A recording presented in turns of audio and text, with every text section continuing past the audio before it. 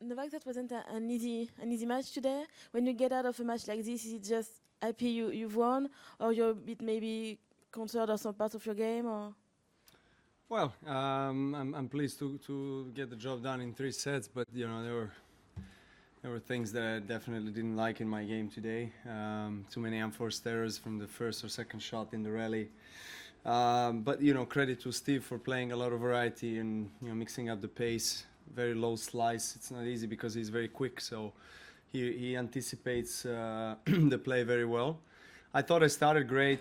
3-love, 15-40, couple of backhands that I missed for opportunity to go double break, and I felt great. And then all of a sudden, with some unforced errors that allowed him to come back to the match. So I would say that almost all 3 sets when I was a break up, I allowed Steve to come back to those sets and fight for those sets, because I was managing to drop my serve very, very easily. So hopefully that's not going to happen.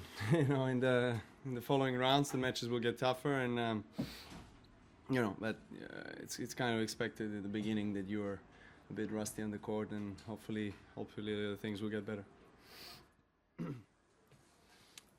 Hi Novak, it's not really about tennis, but you say in Madrid that you have eaten some sushis, sorry.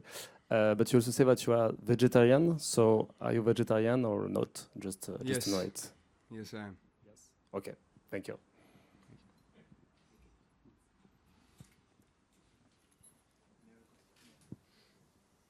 Yeah, hi, you got Aliash in the next round. You played him at the Australian Open last year. Just remember what you remember about that match, and how well have you got to know him or his team over the last few years? Well, we practiced a little bit in Monte Carlo and a couple other places. We speak the same language, so it's easy to get around and find a good ways to communicate. And he's a good guy. He's very talented, very quick motion for first serve. So I'm expecting a tough one, because now it's 3rd round and we're getting into the 2nd week of tournament, and no easy matches anymore. So I'm just I know he doesn't have anything to lose. We might play on center court, one of the 2 big ones, and I'm sure he's going to give it all. And I'm just hoping I can sustain the pressure that comes from his way, and just enjoy my time on the court. Sorry, just to be accurate, you just said you were vegetarian, but is it recent? Because I think until recently you were still eating Last meat. night I ate a big steak, so for today, no, it's been almost a year, yeah. How do you call that? A pescatarian, right? Vegan with eating a little bit of fish here and there. I know that.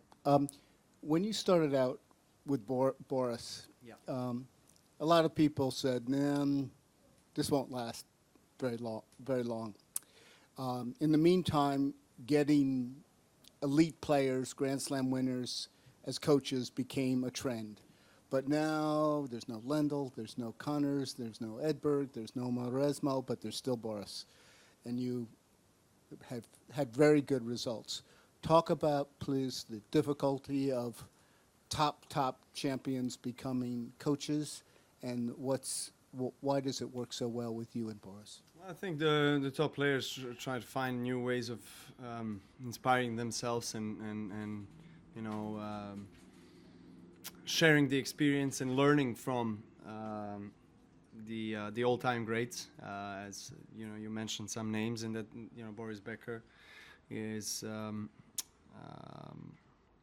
somebody that accepted our invitation to be part of our team, and we are very glad that he did that, because in the last couple of years I had some great time with him, and learning a lot from a psychological point of view of how to handle things on the tour, on and off the court.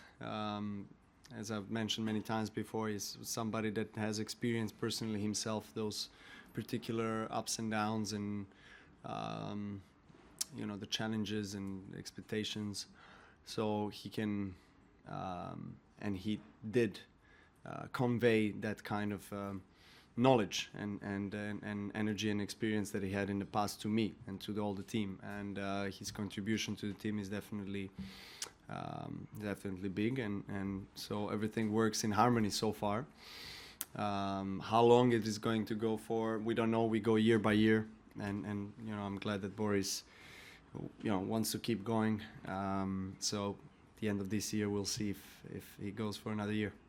Last two questions. Yes, you say that Boris accepted your invitation to coach. Did other people decline your invitations? Boris was the first choice, so I'm glad that it was stopped there. The look you in the second set, you looked up to Boris because you were not satisfied with your game. If you put words on that look, what would that be? He knows that look, and I know his look, so we'll talk tomorrow about it. Novak, many years ago there was talk of you representing Great Britain. It never happened, of course, but Alliaz has switched from Slovenia to Great Britain, but now finds himself in the position where he can't play Davis Cup. I just wonder if you had any thoughts on that. Do you know anything about the case, and do you think he should be allowed to play? I don't know too much about the case. From what I know, that the rule has changed from 3 to 5 years if you've represented the other country before.